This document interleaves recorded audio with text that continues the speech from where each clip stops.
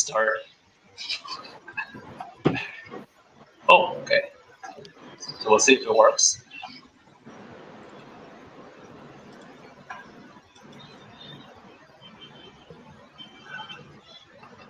Are we live? Oh wow, we have 50 people waiting. Okay, yes. So for everyone, so for those of you that came early, we're going to start in about 12 or 13 minutes, exactly at 5 o'clock. Everyone, okay? So we'll see you soon.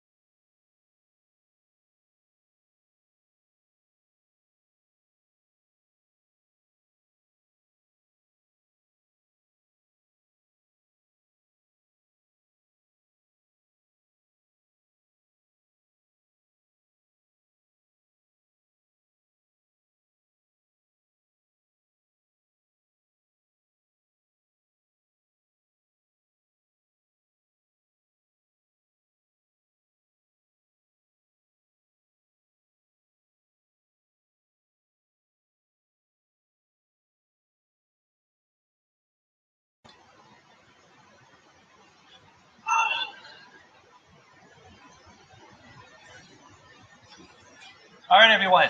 So we wanted to get started. So let me first introduce myself. So I'm Dennis Yang. I'm the Regional English Language Officer based here in Panama, and I also cover the many countries in the region. And we're very happy that everyone here is joining us for this training session. So this will be the first day of our training, and we will introduce you to our main speaker later on. And, and let me now turn it over to our public affairs officer, who will deliver some brief remarks to everyone. Thanks, Dennis. Hi, everyone. My name is Elizabeth Meza. As Dennis said, I am the Public Affairs Officer at the U.S. Embassy in Panama. I am so glad you all are here this afternoon with us. I understand that we have current and future teachers from around the region, from Venezuela, Costa Rica, Nicaragua, Panama, Colombia, the Dominican Republic, and the Caribbean. This is so excited. Thank you to Panama TESOL for all of your work and getting this together and getting it organized. This should be a wonderful week to help you learn strategies for teaching through social media, learning management systems, and teaching students with limited technological resources. I think you're going to come away with some excellent tips and techniques to help you do your jobs even better than you're already doing them. I encourage you to come every single day, come all 5 days, and please, we've been virtual for a year now, and we all know it's so much better when we chime in and we ask questions. So thank you so much. I look forward to hearing all about the wonderful questions that you ask, the conversations that you have, and the tips and the tricks that you learn. So thank you to the RELO, the Regional English Language Office, for all that you're doing to put this together. We're looking forward to everyone to learning how you all are strengthening English language learning in the region. Thanks. Okay, thank you. Thank you so much, Elizabeth. And now let me turn it over to Monica. So Monica from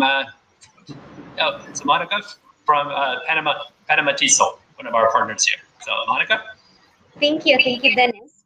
My name is Monica Leon, and I want to say thank you on behalf of Panama TESOL for being here. It's an honor to collaborate with the U.S. Embassy in this project. And we are going to have our presenter very soon. So I will get you back to Dennis. I don't know if you want to say a few more words and introduce Juan Carlos. Oh yeah, sure. Okay, so Juan Carlos, you feel free to introduce yourself. Hi, I'm Juan Carlos Rivera. I'm the Regional English Language Office Assistant. I'm so excited to be here, and we are ready to learn.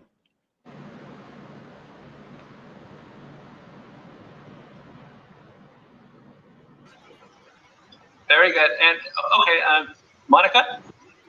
Perfect, thank you. Well, I am going to introduce Jeff. I'll have the honor to introduce him. Jeff has lived, taught English, and administered English language programs on 5 continents, and for students ranging from primary, adults, and university students. He holds a master's degree in education and innovation from Western University in St. Louis, Missouri, and Jeff's pedagogical interests include TESOL assessment, multimodal writing, and blended learning environments. He currently is the Associate Director of Academics for the English Language Institute at Pace University in New York. So thank you, Jeff, for being here. It's an honor to have you. Thank you. I'm really excited to be here. It's my first time here in the office here at my university in a long time as well. So I'm happy to be back for 2 reasons. So shall we get started then?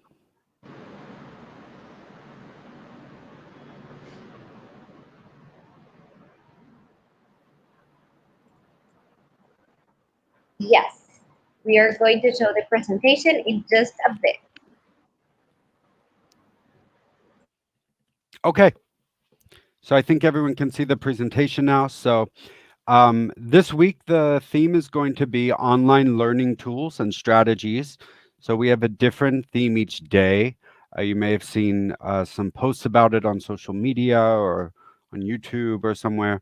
We'll talk more about what's coming up later on in the week. But today we want to really focus on mobile learning environments. And by this, I mean, of course, your phone. We all think about your telephone when we say the mobile, but any kind of learning environment that is on the go, that isn't stationary, where we're not sitting in a classroom together, and we're not necessarily there at the same time. So that's really going to be the focus today.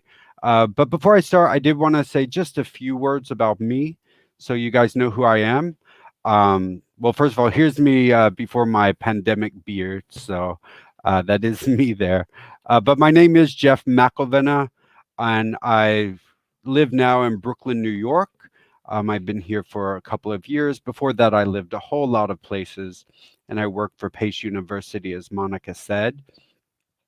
So I went to Webster University for my master's degree. And in choosing a master's degree, I chose education and innovation as my major, as my specialty there, because I really saw that blended learning, online environments, online learning, these were all things that were coming up on us. Little did I know it would be thrust upon us like it was a year ago. But that's what I've studied for a long time now, and that's really been my specialty. Um, I have experience obviously in the US where I am now, but I lived for a couple of years in Paraguay and worked there. I traveled all over the region doing presentations there. I've done a longer term assignment in Angola. I lived many years in Iraq. I did the Peace Corps in Georgia. So just to give you an idea, I've been to a lot of places. I've taught in a lot of places. So I bring all of that context to whatever I'm doing, whatever I'm teaching. And here at the bottom, you can see I freely put my information there, so you can feel free to connect. I'm on Clubhouse or Instagram as Jeff Mack with 2 C's at the end. You can also find me on LinkedIn. I have no problem connecting with people, so feel free to do that. I'll also put this information up at the end of the presentation. So let's get started. I want to start with our polls. So if you see here, this is the main way I want to get you interacting. You can always use the comments, and I can look over to the side here to do those, but I want to be able to get a lot of information from you. So if you can, there's a URL here, pollev.com/pollpace, POLLPACE. There's also a QR code there that you can scan. And basically what this is just throughout the presentation, I'm going to ask you just a few questions here and try to get responses from the audience, from everyone watching. Now, of course, if you can't do it, if you only have one screen or something like that, that's totally fine. It's not required, but I hope that we can do it and kind of get a sense of where everyone is, what they're thinking, what their experience is, and things like this. So, open another browser, open your phone, something like that, and try to go to this URL, if you will, pollev.com/pollpace. This is a good resource for you to learn to use anyway. It is free for teachers, up to 40 students. Luckily, I'm at work right now, so I'm able to use our official Pace University ELI account, so I can have more than 40 people. So let's start with my first poll. Hopefully some of you are on there. So this is what I'm asking is, where are you joining us from today? So if you're not on this map, that's okay. I tried to find a map that had obviously Panama, since this is hosted with the U.S. Embassy from Panama, but I really wanted to get a little bit wider, get the regions. So, feel free to go way out on the top right or the bottom left if you're nowhere near there. But I can see already we have a lot of people in Panama and Costa Rica, Colombia, Venezuela, some other places. So you see this is a fun activity that you could do even in your own classes when you're doing synchronous teaching to see where people are from.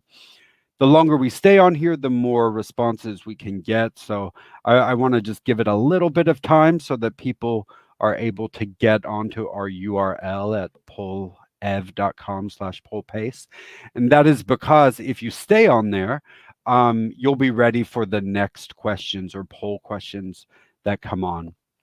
Okay, so looks like we have people from all over the place. We're even into the Caribbean now. Nice. Bogota, I see. All places I would love to go. I've not been to most of them, although I have been to Panama, but the others I haven't been to yet. So I look forward to someday getting out there and seeing all of you at all of these places. So as I continue on the presentation, please don't close the poll because it will automatically change for you. So this is the number I want to start with. I think this is an important number for you to understand, 70%. And this is the percentage of instructors responsible for creating their own courses online. So you might think, what, isn't it 100%? Didn't we all have to go online in this past year? And yeah, mostly we did. I've read up to 95% of classrooms went online in some way over the last year. But the 70% I think is important for us because notice it says their own courses online. What we're saying here is that these teachers, they didn't have help. They didn't have an instructional designer. They didn't have administrative staff do it for them or assistant do it for them. It was just them doing it. And I'm sure, I know I've had to do it myself. I'm sure many, many of you have. So what is the other 30%? Those would be teachers who, for example, are working with someone else. And so maybe they did half and half, or maybe the other teacher was able to take the lead in creating their online course for mobile learning. Maybe an administrator or some other department did it for them. Those two categories are pretty evenly split, but you see here the vast majority are in the same boat that I have been in. I imagine most of you have been in, where we were sort of thrown into it. We had to do it on our own. And so just know you're not alone with that. We all struggle with this. We all have struggled. And so I'm here today to share what I think are some best practices, my approach to dealing with some of these issues and similar topics. So when we talk about mobile learning environments, this is what I mean. As I said, we always have our phones, but I want to make it as broad as I can with mobile and what exactly that is. So of course, you know, we have Zoom, we have Hangouts, we have these tools that we use for synchronous learning. You'll see on the left, it says synchronous. And this is what many of us did when we originally started going online, when it was required quickly and without much notice. We tried to take whatever we were doing in the classroom and immediately move it to an online learning environment, making it synchronous. So an hour and a half in the classroom became an hour and a half on Zoom.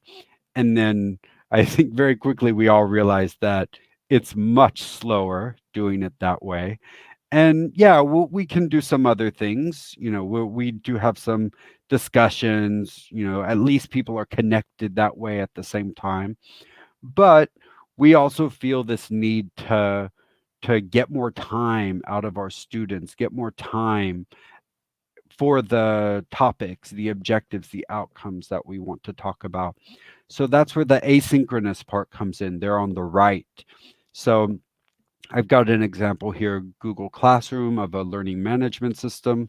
We will talk more about learning management systems tomorrow, but asynchronous is anything that's not sort of face-to-face like this, anything that's not done in real time, synchronously with your students. You kind of put it up there, you assign something, you let them do it to some extent on their own time, and not everyone is required to come in at the same time.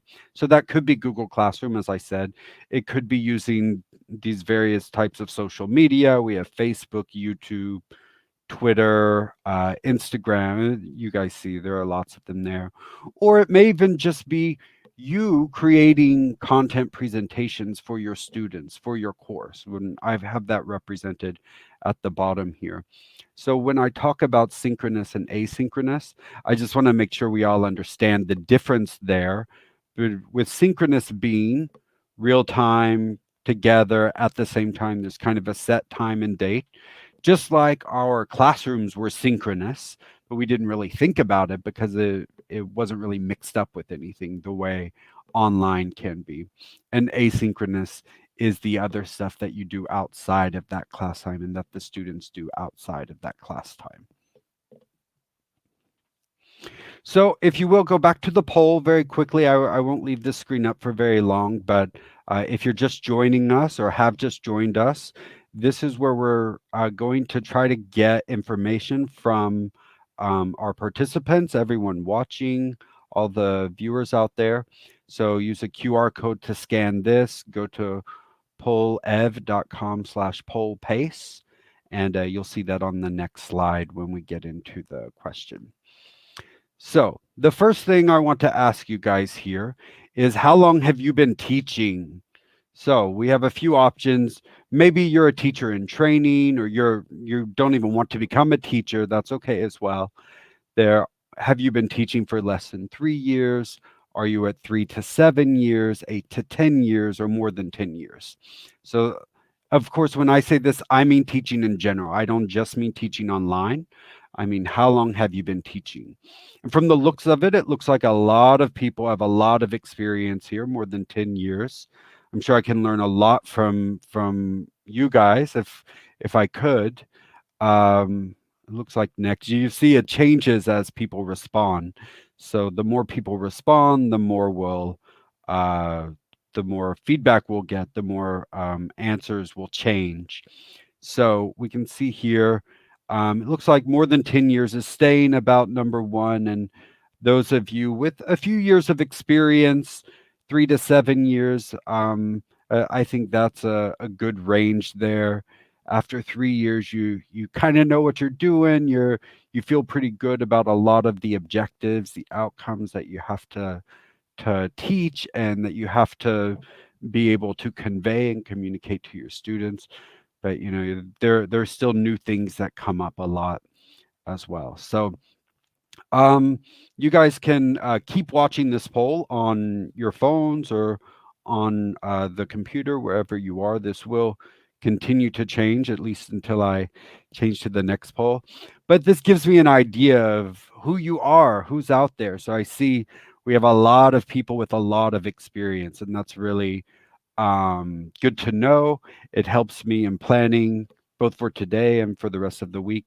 But also, I'm happy to know that people are interested in evolving their teaching, evolving the techniques that they use for teaching. And I really hope you guys continue to get something out of this. So let me move on. So when we talk about blended options, it's important to find a balance. You know, how much of our class is synchronous, how much of it is asynchronous. We'll talk about that in a little bit. But really, we want to be able to think about how to go about finding the balance. And so what I always recommend first to teachers when they're looking at a blended learning environment where some of your class or maybe all of your class is online, some of it is synchronous in person or on hangouts or something. Always first look at outcomes and assessment. What are you trying to teach and how are you going to see how it's taught? And we'll talk about each of these bullet points a little bit later, but really that's kind of the key, the foundation of blended learning, the same way it really is for classroom learning. But with classroom learning, we often have resources that we don't have online. For example, we might have a book that we can at least fall back on, that we can look through and we can ask people or ask our students to do some exercise, or maybe we can find a way to adapt it. But we don't always have that once we're online, especially once a new term or a new year has begun. We're also going to look at the approach that we take. And specifically, I want to look at some questions, not necessarily the answers, because the answers will come from you. All of you will have different answers to these questions, but the approach we take when deciding what to do, how much to do, and where. I do want to talk about finding and creating resources. This is an important part of teaching online as well as in person, but I want you to understand the difference between using authentic materials, which I hope you will use, and we can talk about places where you can find those authentic materials, but also the importance of creating your own resources and creating your own presentations and whatnot. We will talk about building asynchronous components and supporting those with synchronous components as well. These are kind of the last parts of building a course that I think is very important, particularly when we're looking at mobile learning environments, when we're looking at learning online, we're looking at students who are on cell phones and they're not in the classroom with you. They don't have the book with them, and you're still stuck trying to teach them the same things without what you've used for most of you more than 10 years from our poll that we had. So let's look at both of these, or all of these rather, individually, and starting with outcomes and assessments. So number one, what are the outcomes for the unit or the day or the week? This is important, of course, in all teaching. We know this. If we have a lesson plan, if we're planning out a unit, even if we're planning out a year, we have to think about what we are supposed to teach our students, and perhaps more importantly, what they are going to be able to do with what we teach them. So this shouldn't be new to you unless you are not a teacher, or maybe you're a pre-service teacher, so you're still learning some of these ideas. But the outcome is kind of the center of this target here. It's what we actually want them to be able to do. We want them to get at the end of our time. So for an example, students will be able to recognize and produce vocabulary related to furniture. I completely made this up just now as I was looking around and thought, all right, this is the vocabulary we'll use for this example. So maybe you're teaching an elementary class, elementary English, I should say, beginner English class, and you're doing a unit on furniture vocabulary, and you're used to having a book that has all the pictures and the words and some exercises, and maybe you have that, maybe you don't. Maybe you've tried using that online on Google Hangouts or Zoom, and it doesn't seem to work very well. So this is what our outcome is that we want them to know these words. We want them to be able to use these words. So we want them to both recognize, understand really, and produce those.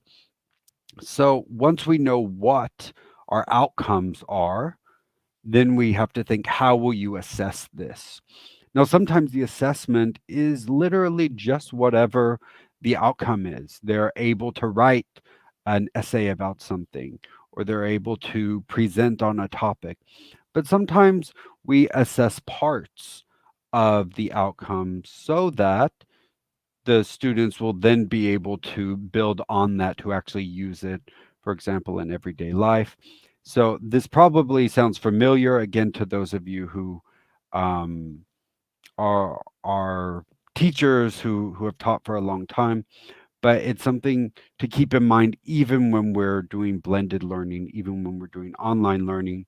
So for example, how do you want them to use furniture vocabulary, for instance? So the 4 skills: reading, listening. We want them to recognize the vocabulary in reading and listening, particularly listening, because that can be very difficult at that level, the level where people would generally be learning this vocabulary. but also production, writing, and speaking. How do you want them to be able to use this? The way you want them to use it, the way you will assess them is going to lead you to a better way of putting the information out there in an online format, in a mobile learning format. Maybe you're going to work toward a project. Maybe you've done this for a while and you want to try project-based learning with your students. I think it works very well online. It can be a lot at first, your first time teaching something in a new format. Or maybe your students just have to pass a standard exam. This is something that many of us have to deal with, whether it's the TOEFL or whether it's the Ministry of Education English exam or something else. Maybe that is our only goal, and that's okay as well. We can keep that in mind and know that these are the types of things we need to include. Maybe some of our content needs to be about standard exams and standardized exams, I should say, question types, how to answer these, in addition to just building up the skills and learning the vocabulary. So always keep in mind these two components, outcomes on one side, and how are you going to assess it? If you keep in mind the end goal, then you can better plan how to get them there in a mobile way. So for assessments, it's important. Now, I will warn you. I specialized in assessment in my master's program. It's something I feel very strongly about. But just keep in mind to form a learning plan. I'm not just talking about one lesson plan, but a learning plan for the whole time period for whatever this major outcome is. You must know what the students will do with the vocabulary. So I mentioned some of these, but let's look at them individually and see what it looks like. So for instance, here we have a standardized exam. As I said, if that's what the students are going to have to do in order to progress and show that they understand it, you shouldn't necessarily ignore that. It doesn't mean you want to only do that.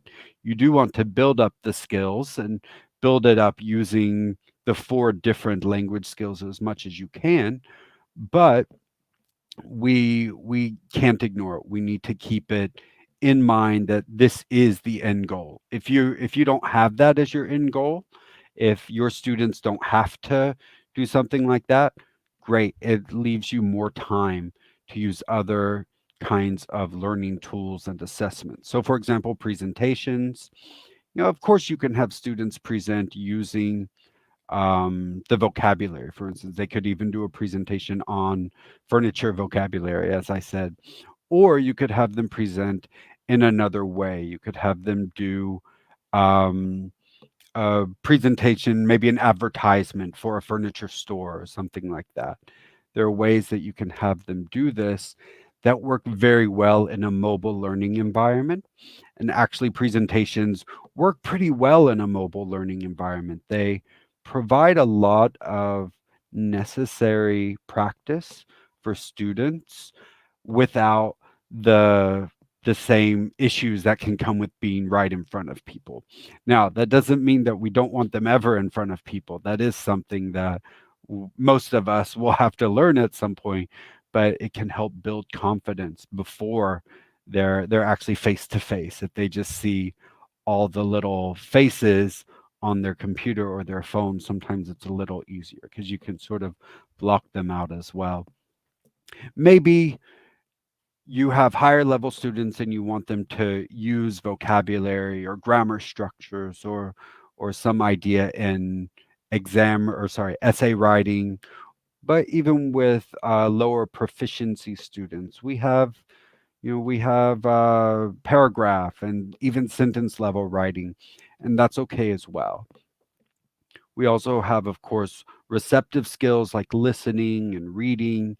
It is important that students are able to recognize these. Reading, they might not be great at comprehending full texts, but they can generally find vocabulary very quickly in reading. But do they understand what it means, and do they use the context to to understand it better, to see how it's actually used.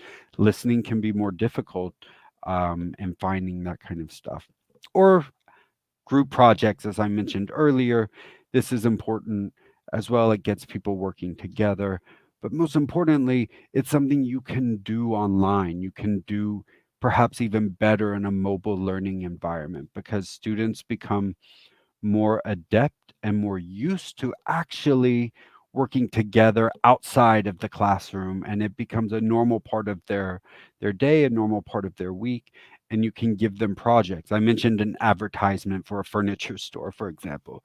This would be a great group project that they could work on together. They can create a video using their phones, using computers, using tablets, whatever they might have, and present that video on your learning management system, for example.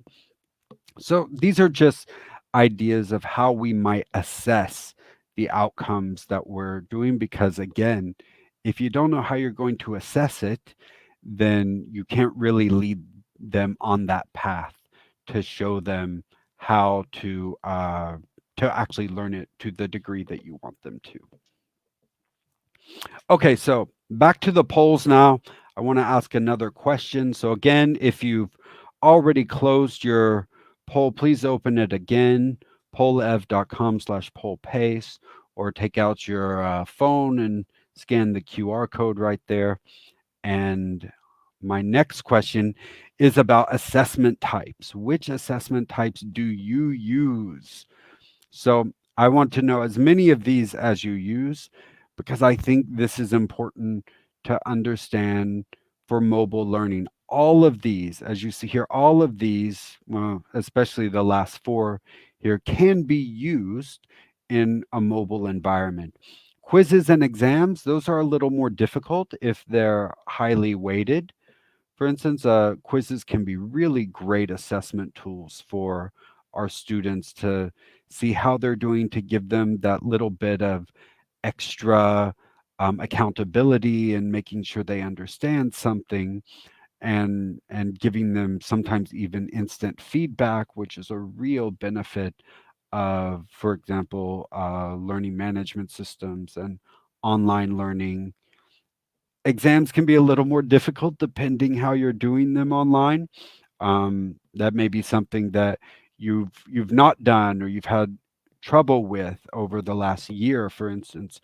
But that's why we have these other tasks here, group projects and writing, sentence, paragraph, essay writing, but also discussion boards, things like this that help to lead to that sort of end assessment here. So in assessment types, let's see, we've got traditional quizzes and exams and presentations. It looks like those are about even. They're changing a little bit as we go on, but we can see like a lot of people are using those in general. And we have, let's see, essay writing is a little lower. It may just be that you guys aren't teaching as high a level as what might be required for an essay writing class, for instance. But I'm sure many of you are still including that in your exams, probably in your quizzes, at least on the sentence or paragraph level. Reading and listening tasks are good. We'll talk about finding resources, and group projects are a great way to bring students together and bring outcomes together to reach one sort of bigger goal in a way that you don't have to worry about, for instance, exam security, because that's a big problem, a big question, how to deal with that with mobile learning environments. So it looks like not everyone, but most people have answered this. So I'm going to move on, but it's good to see that you guys are using a variety of assessment types, and I encourage you to expand that out. Obviously, don't run and start using everything the next week, for instance, but think about something else you might do in order to assess your students' learning, and how you might change or add to what you're doing on the learning management system.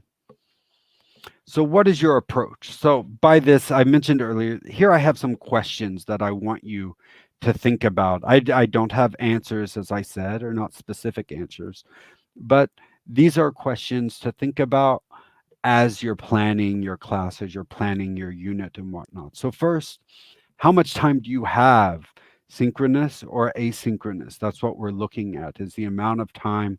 Maybe yours is set. At my university or in my program, most of our classes are half and half. We might have 2.5 hours a week online on our asynchronously, I should say, and we have 2.5 hours a week on Zoom, synchronous learning.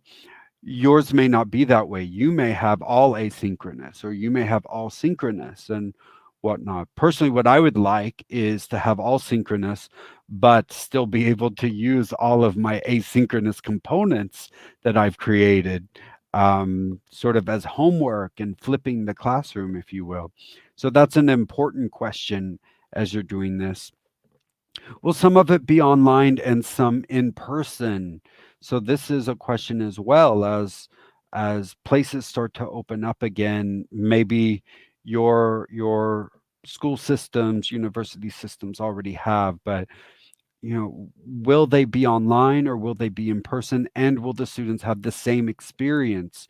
Here we have some students who will be in person and other students who will be online, but they're in the same class. They're still together and their asynchronous portion is all together as well, but separate from that online and in-person synchronous time. So keep that in mind. It may change the way you do something. There may be an activity that works very well online that doesn't work as well in person. Do students have access to phones and tablets? Do they have access to computers and local libraries? Are they open? Is your school library open? If you have that computer labs, this is going to vary a lot based on where you are. When I was in Paraguay, for example, I knew almost everyone would have a cell phone, almost everyone.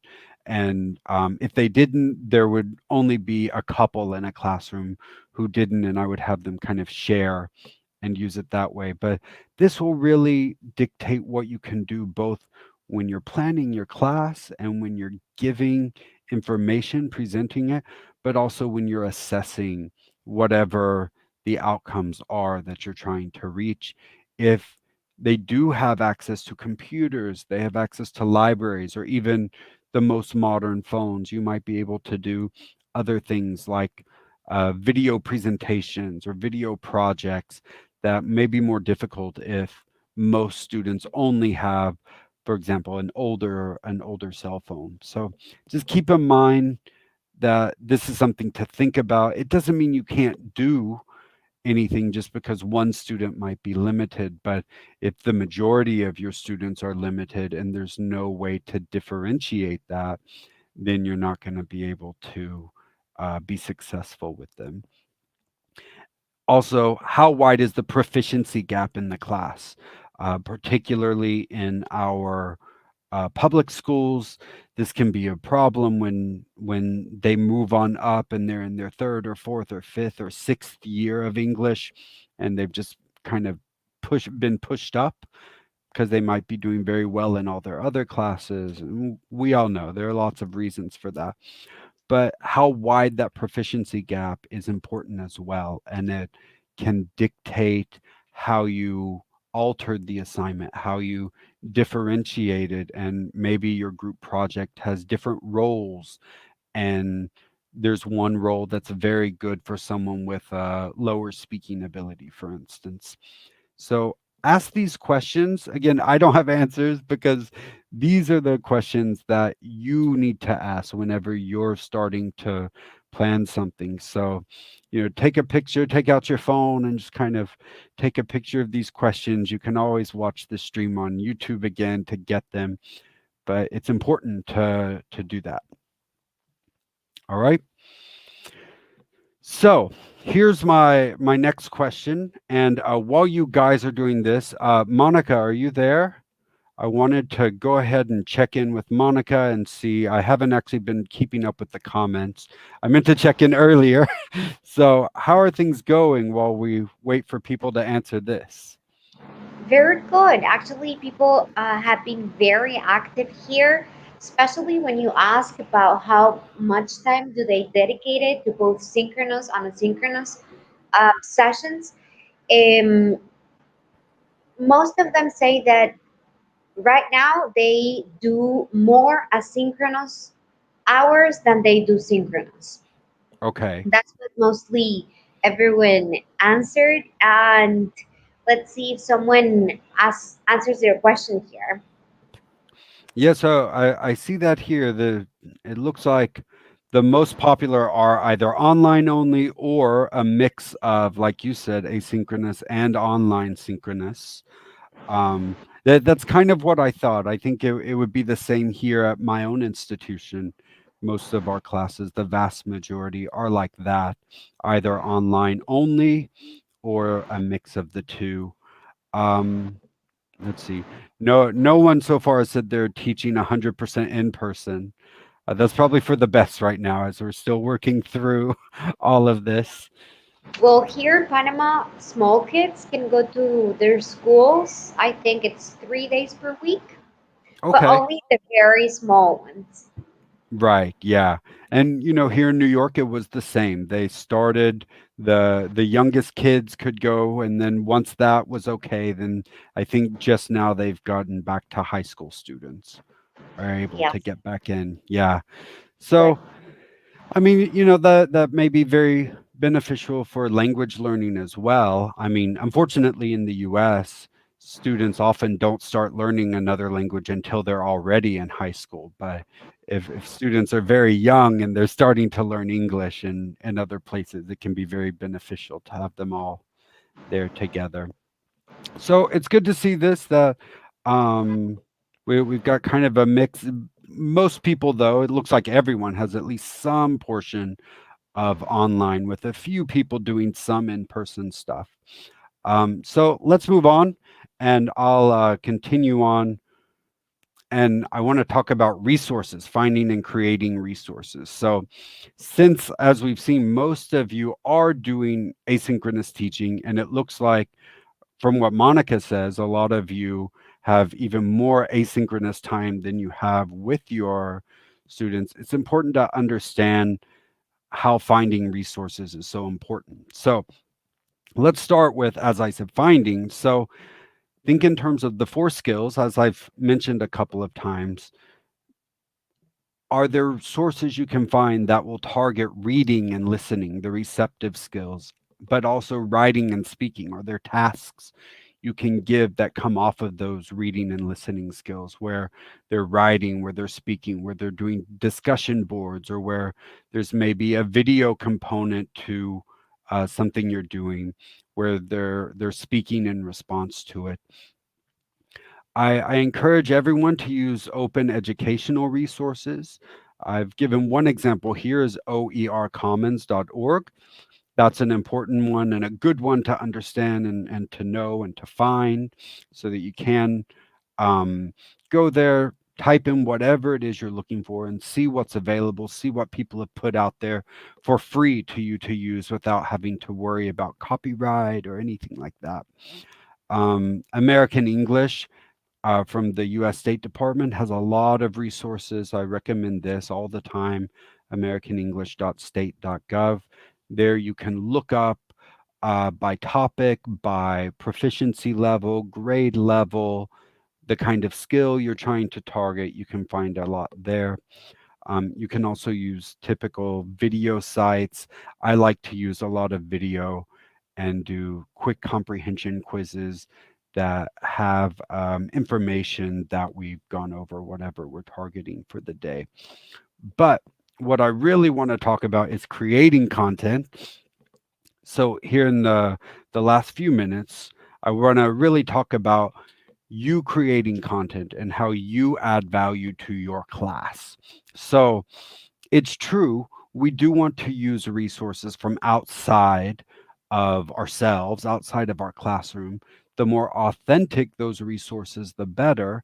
And the higher the level of English that you teach, the more you can bring in authentic sources. So by authentic sources, I mean sources that are not just written for people who are learning English, but rather they're for people who are just native speakers, for example, or people who are learning or sorry, reading or listening to this to learn about it, about the topic, rather than because of language and using language in a real way. So when I say you add value to your class, I think it's very important that as the instructor, you understand that you are a great filter of all of that content. If you have three different sources, you can really bring it together and add that. So students appreciate watching explanations and presentations from their teachers.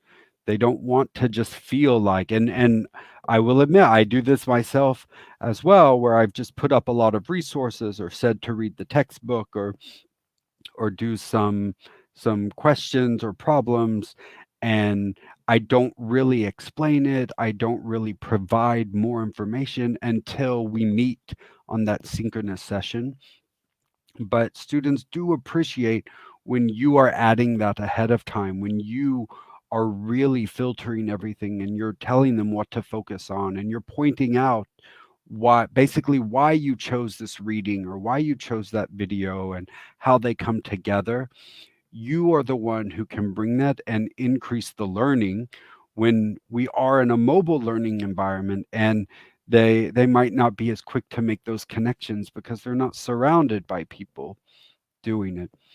So focus on important structures and vocabulary and ideas from other sources. Okay, that's important so that they can see whatever your topic is, whatever the grammar point is, whatever the vocabulary is, whatever the skill is, that they can actually see that in use, and you're there to point it out to them. And one of the best things about this is that you create content for future flipped classroom use.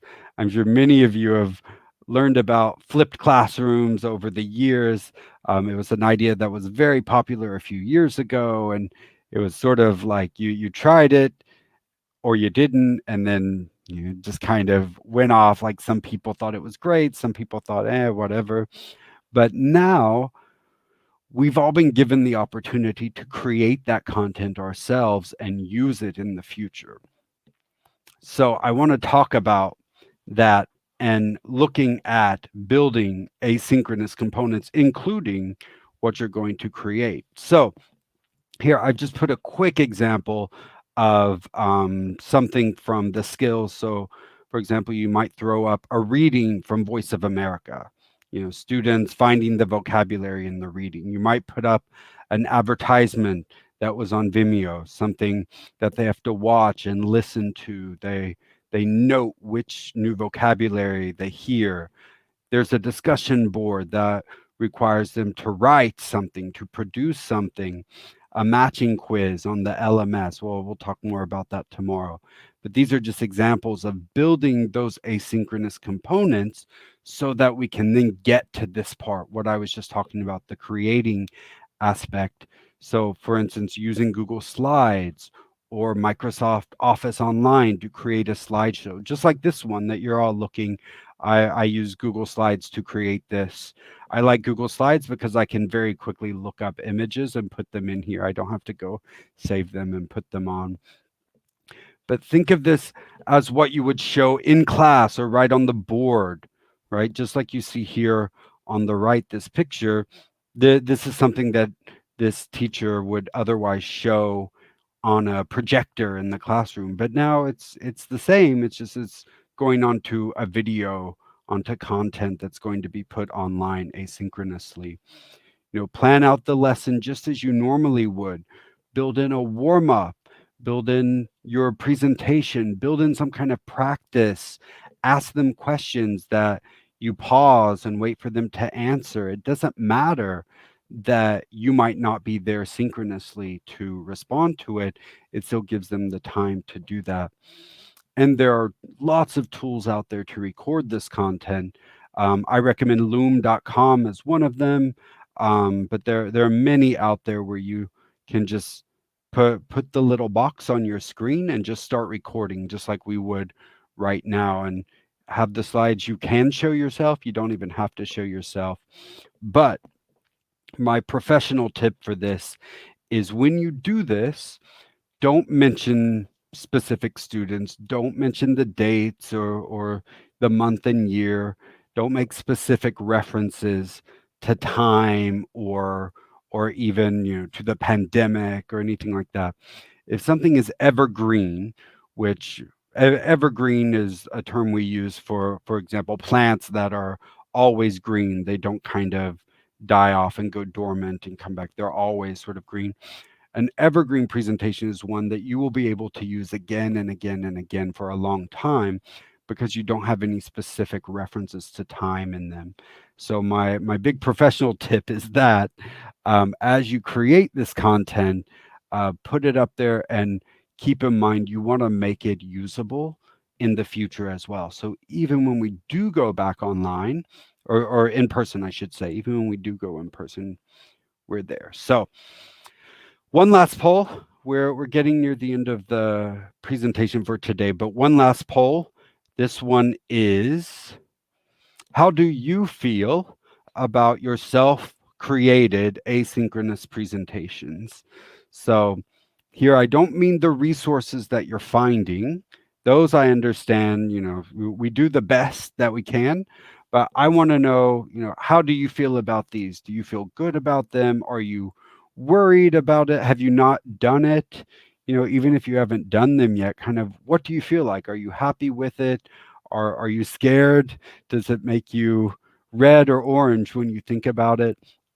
This is an important question, because this is something that, as I said, you really add value to your students' learning experience when we are in a mobile learning environment.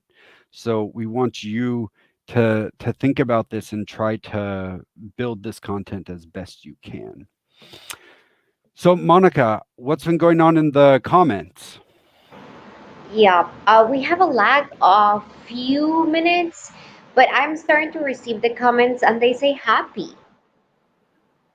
Good, good. They haven't I seen that they have been applying them.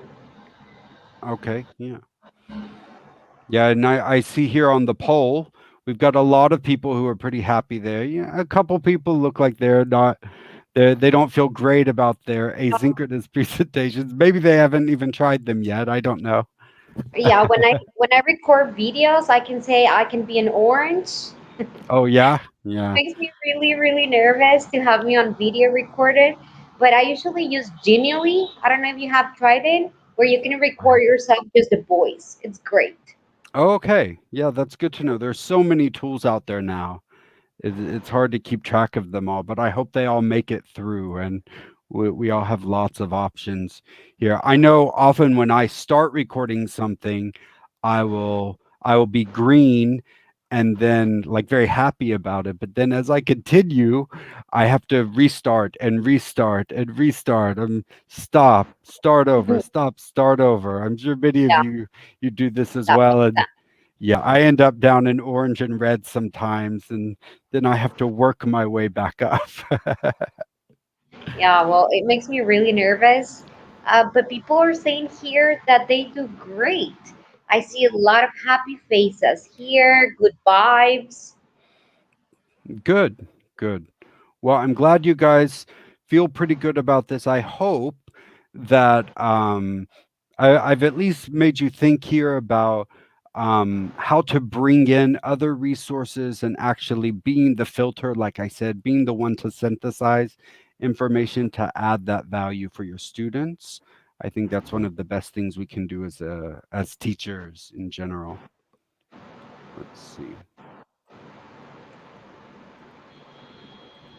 A lot of Good. people say good, like vibes, and they love it and they feel very happy. That's very Yeah. good to know. All right, so let me finish up. It's going. We're almost getting to the end of time now. So, um, just I want to tell you for the last step, if you remember, I gave those 5 steps there. And the last one was to support your asynchronous content with synchronous content. So the most important thing here is to save time for the production. So that's when you use speaking activities and open-ended questions. You add discussions in the classroom and you get students to interact. One of the greatest things about blended learning and that sort of flipped classroom aspect is that by moving those presentations and a lot of that other like written production and the reading and stuff outside of class, it frees up so much time for you to do the synchronous stuff in class. And then you can break students into smaller groups, give them a specific task. And of course, this works whether you're in person or if you're using breakout rooms, for instance, online. So keep that in mind, is that I do not plan my synchronous portion first. My synchronous portion is the last portion I plan. That's what I use to fill the gaps in. I don't want to take up my time, what little synchronous time I have, with things that could be done asynchronously, and give students more exposure, more practice, and save the tools for other times. So when I was studying blended learning, one thing I learned very early on was that all of these tools, all of these resources, all of this cool stuff, a lot of it, the best use of it is to use outside of my classroom time. It increases the productivity of what students do outside of the classroom. It also adds accountability. It lets me know whether they've done it, and they know if I know that they've done it or not. And so it makes them more likely to do it, and it helps build up that foundation so that when I get into class, I can use the same methods I've used for 15 years, and that's okay. It's great for the students, and it's even more fulfilling as a teacher to watch it. So now that was my last slide there about this stuff. So are there any questions or comments, Monica?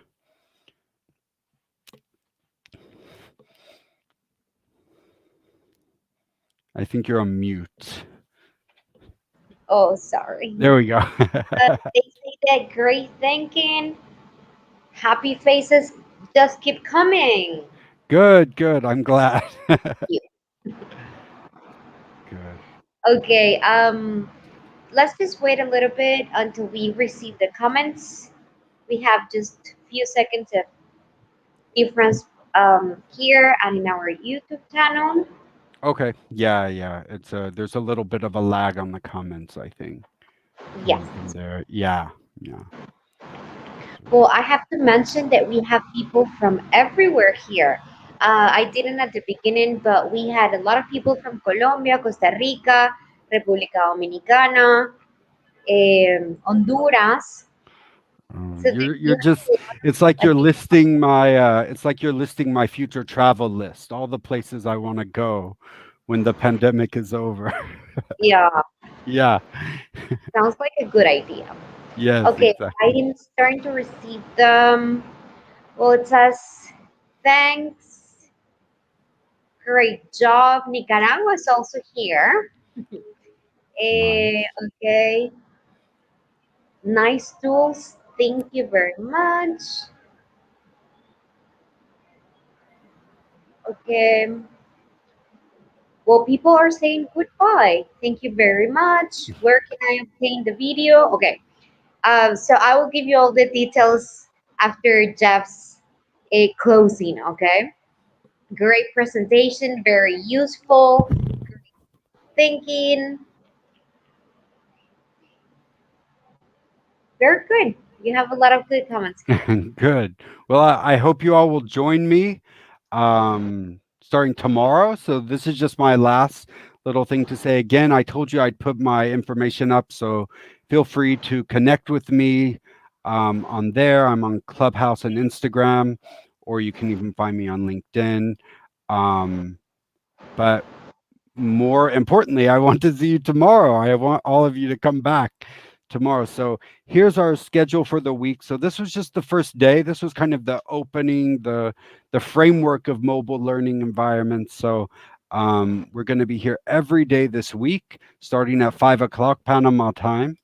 And this is what we're doing. So tomorrow we're going to really be looking at learning management systems, things like Google Classroom or Moodle or Schoology or Edmodo, these kinds of systems. And I'm going to really focus on how to build your learning management system out to make it really useful and effective and easy to follow. So I hope you'll join me then. Anything else, Monica? Perfect. Yes, I have to tell you, well, not you, Jeff, but everyone, that tomorrow we will be here, and we will really appreciate if you spread the voice around and send everyone the link. You just have to connect tomorrow. There's no need to register. Today we had around 238 people. I think we reached 250. So I really, I'm looking forward to having everyone tomorrow here. It's free, and you just have to register. And in case you missed today's presentation, it's going to be recorded in the YouTube channel. So thank you very much, everyone. It's 6 o'clock. Have an excellent evening. See you tomorrow. And don't remember to subscribe to the YouTube channel, U.S. Embassy's channel. And on behalf of Panama Diesel and the United States Embassy, we wish you a very good evening and see you tomorrow. Thank you, Jeff. Thanks, everyone. See you then. Bye.